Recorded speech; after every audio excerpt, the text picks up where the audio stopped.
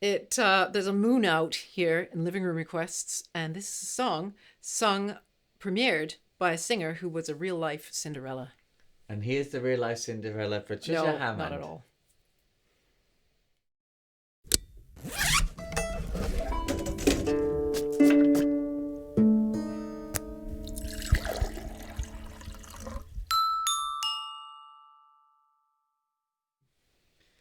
So this is a living room request. This is a living room. Yep. And you, the audience, the viewers, the people who comment and the subscribers make the requests. You just go to patriciahammond.com/request. There you make it. You pay £40 on PayPal and it's that easy. Yeah. So who is this request for? Or you just watch. This is for Mark. Mark, thanks so much. This is Moonstruck. From 1909. And this is the oud.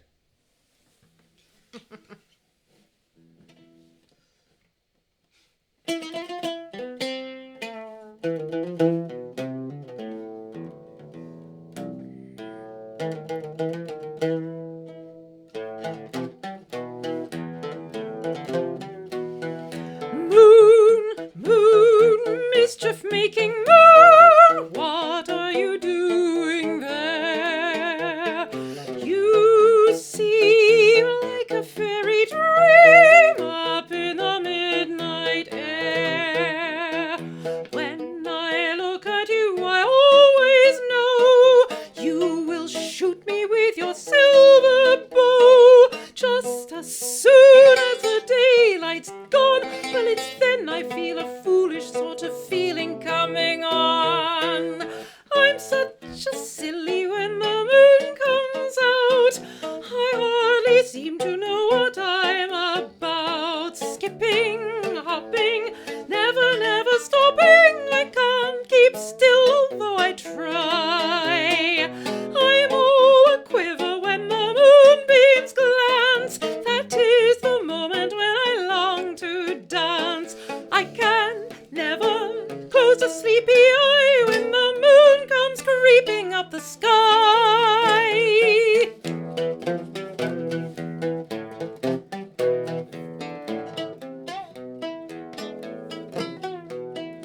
Moon, aggravating moon, why do you tease me so? I think you're inclined to wink. That isn't right, you know. Every day I'll be as good as gold, doing everything that I am told. But as soon as the sun's in bed, well, it's then I've such a flighty little foolish little head. I'm such a silly when the moon comes out. I hardly seem to know what I'm about. Skipping, hopping, never stopping. I can't keep still, though I try. I'm all a quiver when the moonbeams glance. That is the moment when I long to dance. I can never close a sleepy eye when the moon comes creeping up the sky. I'm such a silly when the moon comes out. I never seem to know what I'm about. Skipping, hopping, never stopping. I can't keep still, although I try. I'm all a quiver when the moonbeams glance. That is the moment when I want to dance. I can never close a sleepy eye when the moon comes creeping up the sky.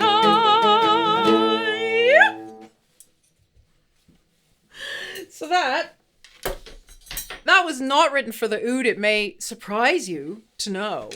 Explain your rationale. This is, by the way, this is from 1909's hit musical. It's musical. No, it's an operetta. The genre of the English or British operetta is one that has really faded from view.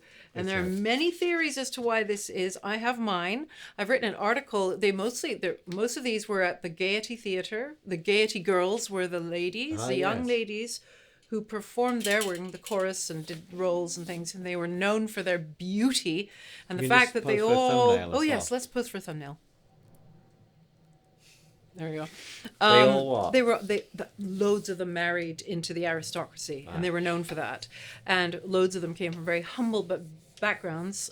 So they were all real life Cinderella's Florodora, all sorts of.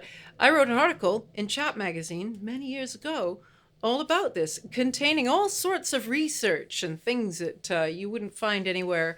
I'm going to scan that article and I'm going to upload it to Patreon. Patreon, which is Patricia Hammond. You should join that. £2 a month. The sport less of than a videos. latte. It's lovely when things like this. Anyway, Aramis Gibbs from 1909 didn't include an oud, as far as I know. So it's lovely how these things can sort of come round. You know, like you can be writing about something a while ago, and lo and behold, I know. Likes of David Mark, thank you. Mark, even on this particular occasion, just say, "Hey, actually." Yes, I do have a request. Yes, Mark and David have very similar tastes, actually. You guys would get along. One of you's in New South Wales and one of you's outside of New York or thereabouts. Yeah. Or in New York. No, you're thinking of John. No, I'm thinking of Mark. Oh, yeah. Right, no, okay. no, I'll Anyway, introduce you. Look, Anyway, oud. I wanted to say that Patricia's research is very interesting, and it's great when it comes and somebody makes a request. But there were some videos, actually. Patricia often, when we talk after the song or before or during, mentions, Matt's videos, Matt's videos. But there are actually some videos He's that will link actually below wanting here you to look that, at something he's done for once. I would like you to do so because Yes. I have spent rather a long time in that. Now, I can't take credit for the actual featured content of the video per se, but I can for its cutting together and concept. Well, It's you linked travelled below. there, you filmed it, you directed it, you edited it. It's some interesting your video. series of videos that if you subscribe to the channel that'll be linked below called G Minor. It's not a musical pun, that just happens to be his name. Chap's called Greg He Minor. sure meant it. You'll have he to mean ask it? him. Well, he didn't did. really mean. You mean his parents meant it? No, the fact that he called his channel G Minor. His name is Greg.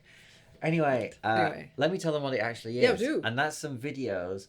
When we many? look, there's gonna be at least 8. So you should definitely subscribe. There'll be one every week or so. There's 2 already. As of time of recording this particular video, there will be more, and it's looking at instruments, very interesting instruments from Greg's lifelong collection. I mean, things like the oud, very boring compared to the likes of the mandolone we've recently had, which is the largest instrument of the mandolin family, Milanese mandolin family, 6-string instrument with bass strings, totaling. Well, in that particular case, that's totaling 10 courses, but More there are plucked so strings many instrument than you can and shake historical a instrument stick questions. at. And I just know that some people watching our videos on this channel occasionally ask about instruments or comment on it. Yep. So if you're vaguely into the whole pluck string and weird instrument things, I mean, holding the oud is a good time to say that. Do click on the description of this video, or if you're unable to do that, search for G Minor, which is the letter G, a minor, like the profession, a minor, and you will find that channel. And on those videos, you won't see my face, but you'll just see some recent uploads coming with little thumbnails, what will look like they're in a little museum, and some funny instruments. It is a museum, So a check it museum out. of rare plucked string instruments in California that Matt took a pilgrimage to as part of his PhD research, which he's 'Cause I doing want at to the record a University bit of York. Another instrument, but it's And then he interesting did this stuff. incredible series because beautifully, sumptuously filmed with, beautiful. And you've also taken photographs, real professional From his photographs. website, yeah, because Greg takes great photos as well, Yeah. but he didn't really yet make a video of all of his Intercut stuff. them. It's you know what I mean? just His beautiful. His stuff's quite static on the website because he's a writer as well as a multi-instrumentalist himself, but he likes audio only, or like Ken Burns montages. Well, he's always interviewing other people. There He's wasn't- never really yeah, been there wasn't interviewed, so really- this was really So good. he really enjoyed it. So I expect yeah. hundreds of views on those videos. While you got this far, please press your thumbs up to this video, like it.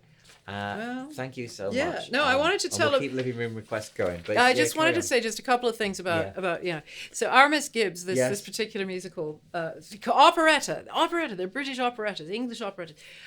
This particular musical is about a girl who comes from Yorkshire, and she comes up, as the convention was, or maybe even still is, to London. Yeah. And becomes a shop girl and has all sorts of adventures, and things happen to her. And this is the big hit song from that musical. Keep saying that. Operetta. You obviously don't think it's an operetta. No, I'm so used to describing to people who, anyway, never mind. Because, yeah. And so she has all these, anyway, the star who played Mary Gibbs was Gertie Millar, and Millar. If you look her up, she is gorgeous. When I was in the Tolkien movie and I had to go to my trailer, what am I saying?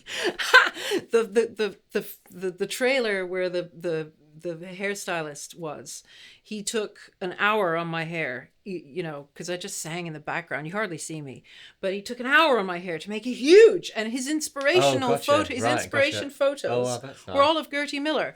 And anyway, and she was very much like one of the uber Cinderella stories of the Gaiety Theatre. And she came from Yorkshire as well as the character, actually. She recorded this in 1911, actually, and you can't really hear much of a Yorkshire accent, but she came from Yorkshire. She came from Manningham. Is that a name? Place? Manningham? I think. Is that a place that you recognise? He's from Yorkshire. I don't know. The other thing is, like, there were a lot smaller of places that are now no longer inhabited. They're just like one farm now. Right. Okay. Well, most people lived in towns and villages in the 1900s. I think that's where she came from. Anyway, and her father was a mill worker and her mother was a seamstress. So she very much was the sort of, Cinderella. She came to London and she did so well. She was so renowned for her beauty, because these ladies, they were paid. They had a tab. The guy who he ran the Gaiety Theatre. He made sure that they dressed beautifully when when singing, but when not singing as well, they had a wardrobe tab, and also they wouldn't have to pay to go to the best restaurants in town, so they'd always be seen there. Around the area. They just sort of glamorized the whole area of that particular part of the West End. Anyway, and she married the man Lionel Monckton, who wrote the music for that. And he died in 1915, and then she married the Earl of Dudley. She became the Countess of Dudley, I believe. And that was quite common. Yes, Countess of Dudley. Yeah, well, she did definitely, and she died at the age of 73. Yeah, if you look her up, you can see her. She's utterly gorgeous. And apparently she had a tiny little voice. And this fellow called Walter McQueen Pope, who sort of is wonderful. He wrote a lot of books about that time and place, called Carriages at 11, Down Piccadilly, all these wonderful books. Sawdust and Sequins. Anyway, wonderful, wonderful books, all about the same area, all about the Edwardian West End. He said that she had a tiny voice. You could hardly hear it, but it was very sweet. And because she was so renowned and so beautiful in these postcards, she was one of the most photographed women of the Edwardian period. People would, as soon as she started to sing, people would hardly breathe in this huge Gaiety Theatre. Anticipation to listen. They wanted to hear her. They wanted to. They leaned forward every time she sang, and just because no microphones, so that's a very interesting pre-microphone day thing. Opera singers, on the other hand, you didn't have to really do that so much, but for her, yeah. Anyway, I'm talking too much. So it's an operetta, but she was still casting it alongside much bigger voices. Yes, because she was so beautiful and sweet sounding. You can hear her recordings. But yeah, and there's all sorts of songs from that show, including one called In Yorkshire, which is quite funny. I'm sure everyone who's still watching really does find that fascinating. You must do, otherwise you'd have switched off, right? Least Google a picture of her. Yes, indeed. And we'll see you another time for an interesting, varied song that no doubt will be completely different to this one. Such is the way of living room requests. Yeah. You can follow Patricia on Instagram at Patricia Hammond's Songs. See you later. Thank you. Bye.